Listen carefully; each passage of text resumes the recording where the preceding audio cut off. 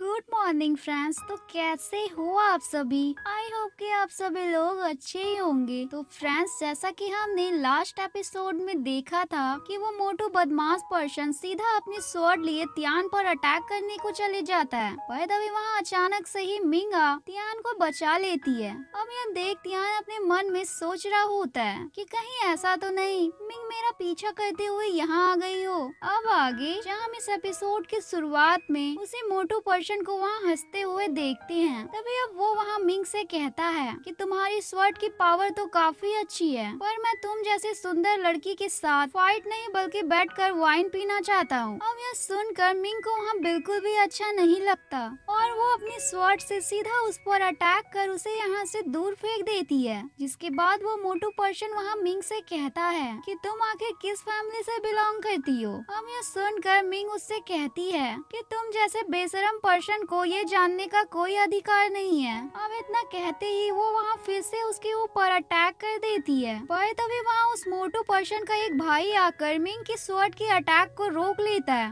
और मिंग को अपने बारे में बताता है, जिस पर मिंग भी बताती है कि मैं सीतू फैमिली से बिलोंग करती हूँ। अब यह सुनकर वो पर्सन वहाँ अपने मोटू भाई की गलतियों के लिए मिंग से माफी मांगता है, जिसके बाद वो अपने भाई को लेकर यहाँ से चले जाता है। तभी अब मिंग भी वहाँ से जाने लग जाती है, पर तभी वहाँ तियान उसे रोकने की कोशिश करता है, जिस पर मिंग वहाँ कहती है कि अभी यहाँ जो कुछ भी हुआ उससे तुम ये मत समझना कि ये सब मैंने तुम्हारे लिए किया था। अब इतना कहकर वो यहाँ से चली जाती है। तभी अब तियान को वहाँ काफी ज्यादा बुरा लग रहा होता है और वो वहाँ खुद से कहता है कि मिंग, मेरी जान बचाने के लिए तुम्हारा थैंक यू, पर तुम देख लेना एक दिन मैं यहाँ इतना ज्यादा पावरफुल बन जाऊंगा कि फिर मैं तुम्हें पूरी दुनिया से प्रोटेक्ट करूंगा। अब इतना कहते ही वो वहाँ से अपने घर की ओर चले जाता है, जहाँ वो अपने घर पहुँचने के बाद छुपते छुपाते अपने घर के अंदर की ओर जाने की कोशिश कर रहा होता है, पर उसके फादर उसका वहीं खड़े होकर वेट कर रहे होते हैं। तभी अब वो वहाँ तियान को रोकते हुए कहते हैं कि सुबह से शाम तक तुम घर से बाहर रहकर करते क्या हो?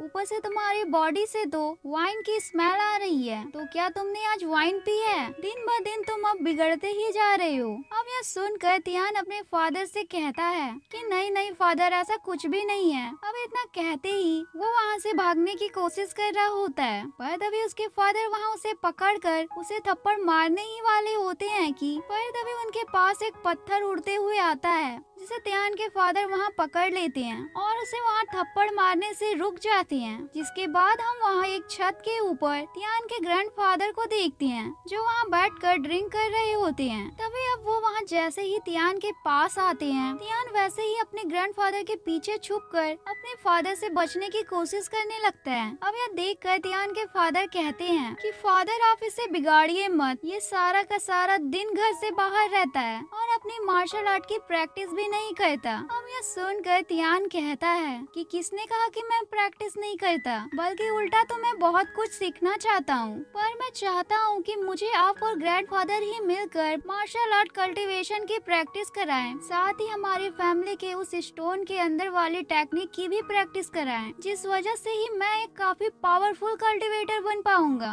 अब यह सुनकर वहाँ उसके ग्रैंडफादर कहते हैं कि अगर ऐसी बात है तो तुम्हें कल बैम्बू के जंगलों में जाना होगा और बिना वहाँ की जमीन को छुए उस पूरे के पूरे जंगल को रात होने से पहले ही तुम्हें पार करना होगा। पर तुमने वहाँ की जमीन पर पैर रख दिया तो तुम्हें वहाँ शुरू से ही इस जंगल को पार करना स्टार्ट करना होगा, और जिस दिन तुम बिना जमीन पर पैर रखे हुए उस जंगल को पार कर लोगे, उसी दिन मैं तुम्हारी ट्रेनिंग शुरू कर दूंगा और फिर मैं तुम्हें उस स्टोन की भी टेक्निक्स को सिखाऊंगा। अब यह सुनकर तियान वहाँ काफी ज्यादा खुश हो जाता है कि एक बार मैं उस टेक्निक्स को सीख गया तो मैं एक काफी पावरफुल कल्टीवेटर बन जाऊंगा और फिर मिंग के फादर भी उसकी शादी मुझसे करने के लिए मान जाएंगे। तभी अब दूसरी तरफ हम मिंग को एक जगह पर देखते हैं, जहाँ एक पर्सन आकर मिंग से कहता है कि आज तो तुमने तियान के पास जाकर उसे बचा ही लिया, पर अगर तुम दोबारा उसके पास बचाने गई तो शायद हमारा प्लान फेल हो जाएगा। इसलिए मैं बस यहाँ तुम्हें यही सलाह देने के लिए आया हूँ कि तुम हमेशा ही उसे बचाने के लिए उसके पास मत चले जाना।